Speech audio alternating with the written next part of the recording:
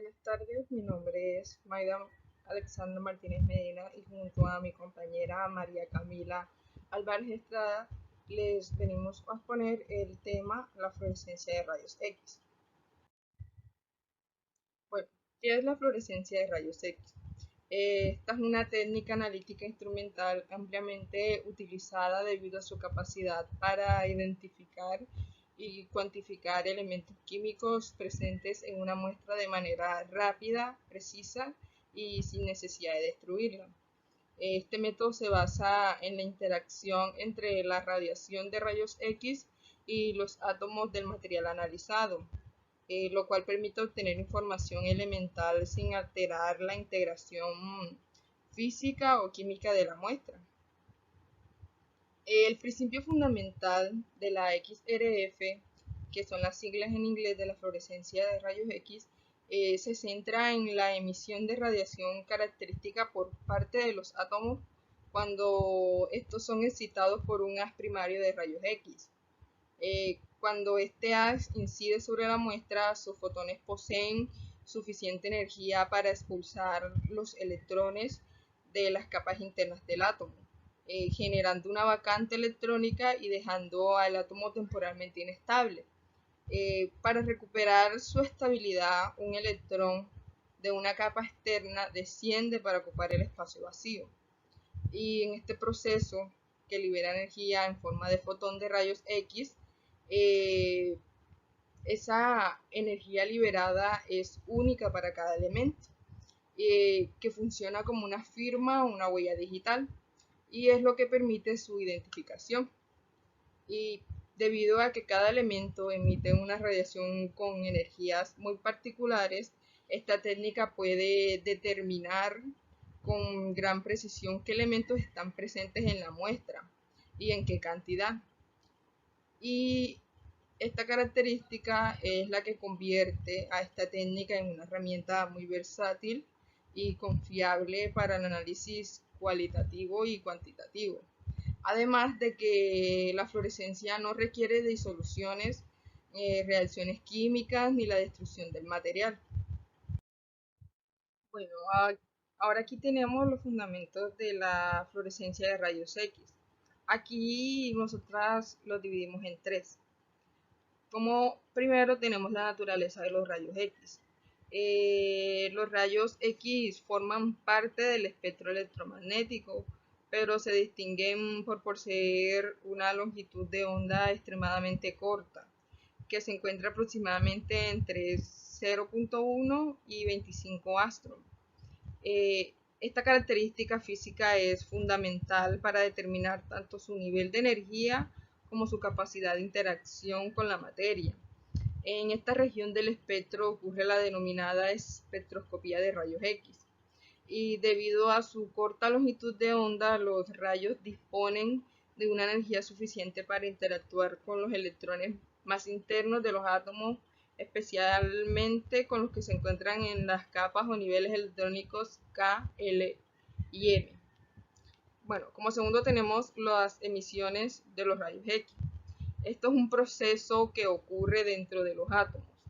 Cuando estos son excitados por radiación de alta energía,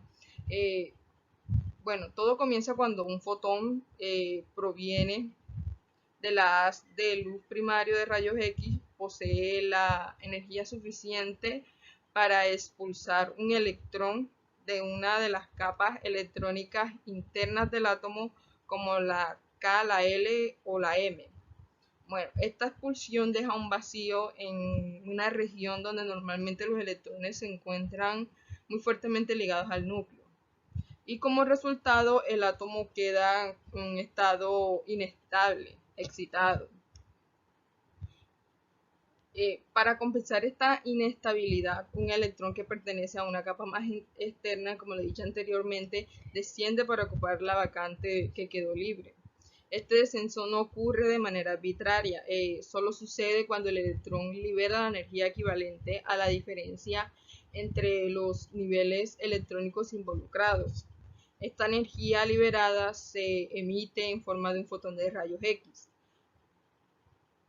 y por esta razón la fluorescencia de rayos X permite identificar elementos de manera tan precisa. Y de tercero tenemos los límites fundamentales. La técnica de fluorescencia presenta algunas limitaciones importantes relacionadas con la naturaleza de los elementos que se desean analizar. Pues uno de los aspectos más relevantes es que esta técnica detecta con alta eficiencia los elementos cuyos números atómicos son mayores a 10, es decir, elementos a partir del sodio en adelante. Esto se debe a que los átomos más pesados poseen electrones internos más fuertes, lo que facilita que las transiciones electrónicas generen fotones de rayos X. En cambio, los elementos muy ligeros producen fotones de baja energía que son fácilmente absorbidos por el aire. Con instrumentación avanzada como espectros que veremos en las próximas diapositivas, es posible detectar elementos más ligeros, llegando a analizar elementos como Z igual a 5, como el boro. Pero estos equipos requieren un diseño más complejo y sensible. O sea, se necesitan unas características para que esto llegue a suceder. Tipos de espectrofotómetro. Como primer tipo tenemos el EDXRF, que significa espectroscopía de fluorescencia de rayos X por dispersión de energía. Esta técnica detecta simultáneamente la energía de los rayos X emitidos por los diferentes elementos en una muestra. Su ventaja principal es que permite realizar análisis rápido con una preparación mínima de la muestra.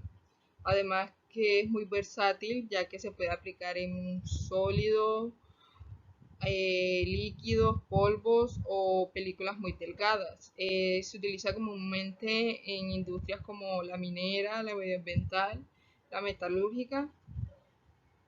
Aparte de que existen versiones portátiles que permiten llevarlas directamente al campo o al lugar de trabajo.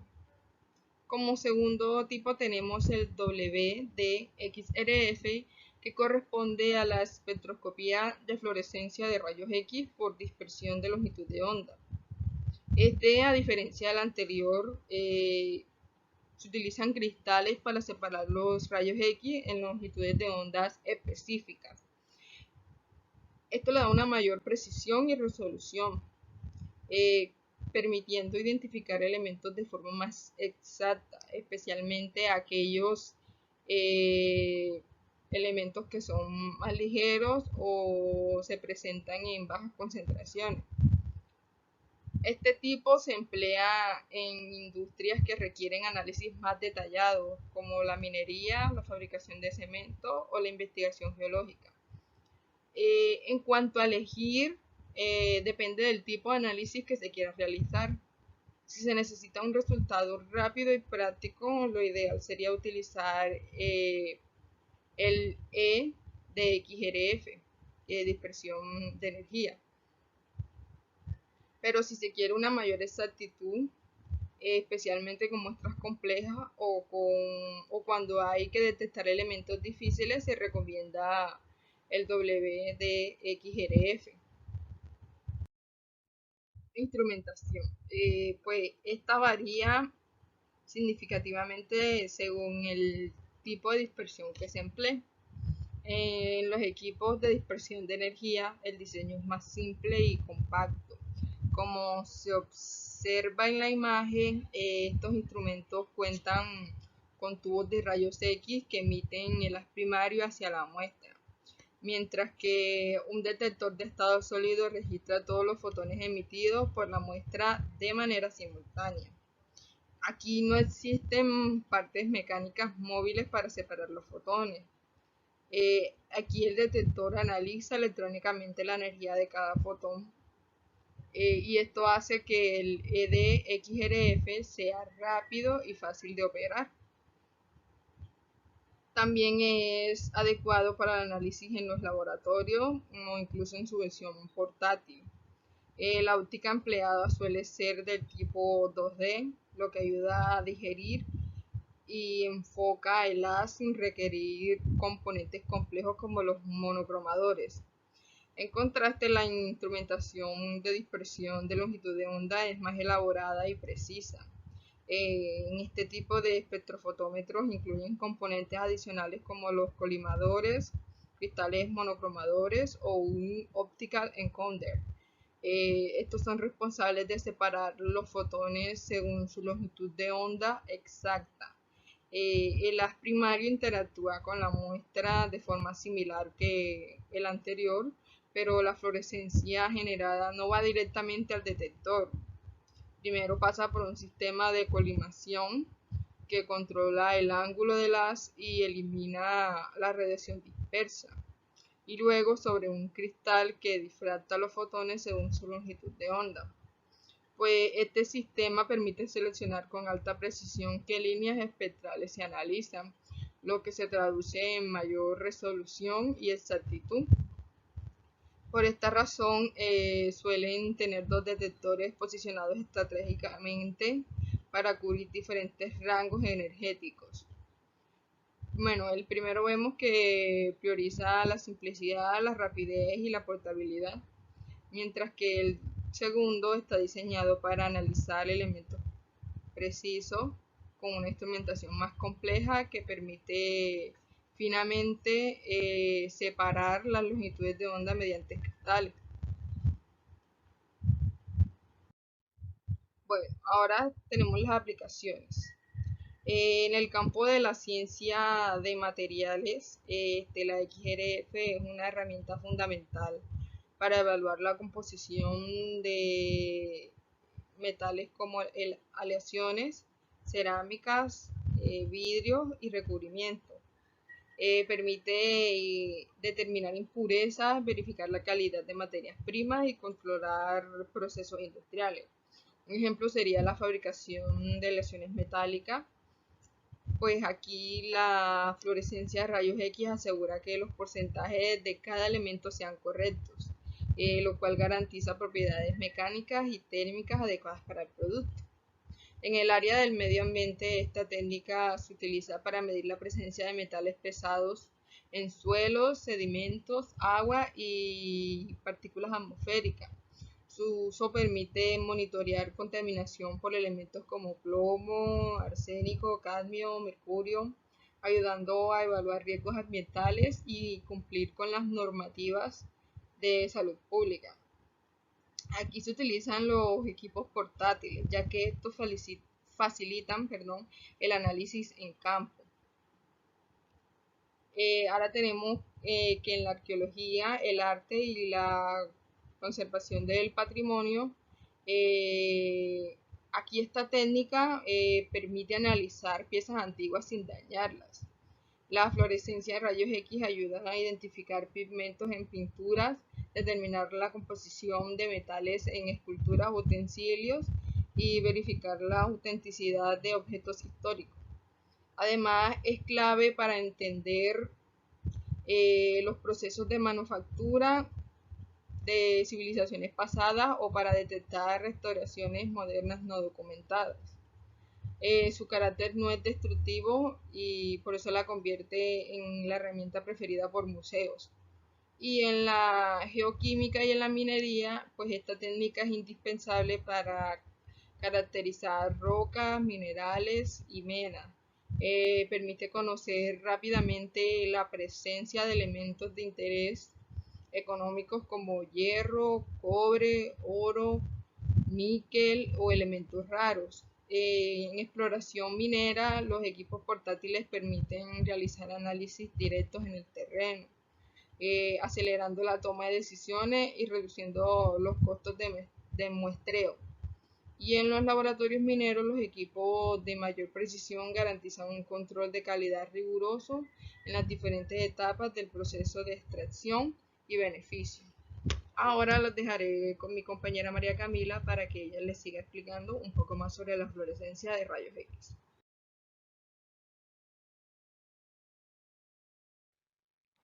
Bueno, como mi compañera ya lo dijo anteriormente, mi nombre es María Camila Álvarez Estrada y voy a continuar con la presentación y ahora les hablaré un poco de las ventajas y desventajas que tiene esta técnica. Pues como ya sabemos, la fluorescencia de rayos X presenta una serie de ventajas que la han convertido en una de las técnicas analíticas más usadas en la industria y la ciencia. Entre esas ventajas podemos encontrar que es una técnica no destructiva, lo que significa que la muestra no necesita ser quemada ni destruida químicamente o alterada. Ella puede conservarse intacta para análisis posteriores o para estudios en áreas donde la integridad del material es vital, como en patrimonios culturales, arqueologías o piezas críticas industriales. También permite un análisis más rápido. En cuestión de segundos o minutos es posible obtener el espectro del material y determinar su composición elemental. Esto es muy útil en la minería, producción de cemento, metalurgia y control de calidad, donde los tiempos influyen en la toma de decisiones operativas. También encontramos que tiene una alta precisión y exactitud. En los fotones de rayos X emitidos por cada elemento son característicos, lo que permite identificar y cuantificar elementos con un margen de error muy bajo. También tenemos el análisis simultáneo de múltiples elementos. Esto, a diferencia de otras técnicas donde se analizan un elemento a la vez, la XRF se puede detectar varios elementos en la muestra de una sola adquisición. Esto aumenta la eficiencia y también reduce los costos. Y también tenemos la versatilidad de aplicación. Esta dice que puede analizar metales, suelos, pinturas, minerales, vidrios, cerámicas, alimentos, combustibles y más. Además puede trabajar con sólidos y líquidos en polvo. También tenemos equipos portátiles disponibles. En la XRF existen espectros portátiles que se llevan al campo y de esta manera analizar instantáneamente en arqueología, minerías o pruebas ambientales. Eh, pero no solo también tiene ventajas, también tiene desventajas, aunque es una técnica poderosa, no está libre de limitaciones. Entre ellas podemos encontrar la detección limitada de elementos ligeros, lo que quiere decir que elementos tales como el carbono, el nitrógeno, oxígeno o boro, como tienen una baja eficiencia de fluorescencia y sus fotones son fácilmente absorbidos antes de llegar al detector, esto dificulta su cuantificación y específicamente en equipos más básicos. También tenemos que el equipamiento es un poco costoso, es decir, los equipos robustos o los espectrofotómetros WDXRF pueden tener precios altos debido a la precisión de sus monocromadores, detectores de alta resolución y componentes ópticos especializados. También encontramos entre las desventajas que tiene necesidad de calibración y experiencia. Para obtener resultados más confiables se requieren patrones de referencia, calibración adecuada y operadores formalizados con espectroscopía. Eh, bueno, limitaciones en análisis cuantitativo de las mezclas muy complejas. Esto en matrices con muchos elementos puede haber un solapamiento de líneas espectrales, lo que requiere de un software más especializado o bases de datos bien estructuradas o bien construidas. Siguiendo, tenemos lo que es el efecto matriz. Bueno, el efecto matriz es uno de los retos analíticos más importantes de la XRF. La matriz es el material donde está contenido el elemento que se requiere analizar y puede afectar los resultados de varias maneras. Eh, la absorción de la radiación característica en algunos elementos presentes en la matriz pueden absorber la señal antes de que llegue el detector, disminuyendo artificialmente la intensidad medida. Tenemos lo que es la fluorescencia secundaria, que dice que la radiación de un elemento puede inducir fluorescencia en otros. Esto generando señales adicionales que pues se deben corregir. Los efectos físicos es la forma física del material, que es la granulometría, compactación, humedad o rugosidad. Esto afecta cómo se excita y emite la radiación. ¿Cómo podríamos corregir estos errores o estas limitaciones? Pues se usan patrones certificados, programas matemáticos de corrección, multicomponente, preparación controlada de las muestras, entre ellas tenemos las pastillas, las perlas funcionadas, las disoluciones. Ya en métodos más empíricos, como curvas de calibración en aplicaciones industriales, las correcciones de matriz son muy importantes o son claves para mantener exactitud en entornos cambiantes como producción de minería o cementera. Pues ya llegando a la parte final o la conclusión de toda esta presentación, pues sabemos o concluimos pues que la XFR es una técnica esencial en el análisis elemental moderno por su rapidez, precisión y versatilidad.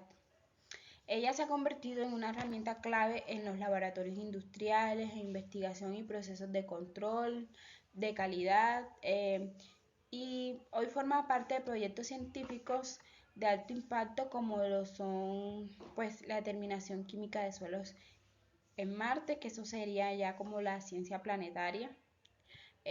También tenemos lo que es identificación de pigmentos históricos en obras de arte, tenemos el procesamiento en líneas en minería y metalurgia, el control de composición en combustibles, alimentos y materias industriales. Además que su evolución tecnológica, desde equipos de laboratorio hasta los equipos portátiles que se pueden llevar a campo, ha permitido que el análisis químico pues salga del laboratorio y al campo en tiempo real. Pues esto sería todo por nuestra presentación, espero que todo haya quedado muy claro y muchas gracias.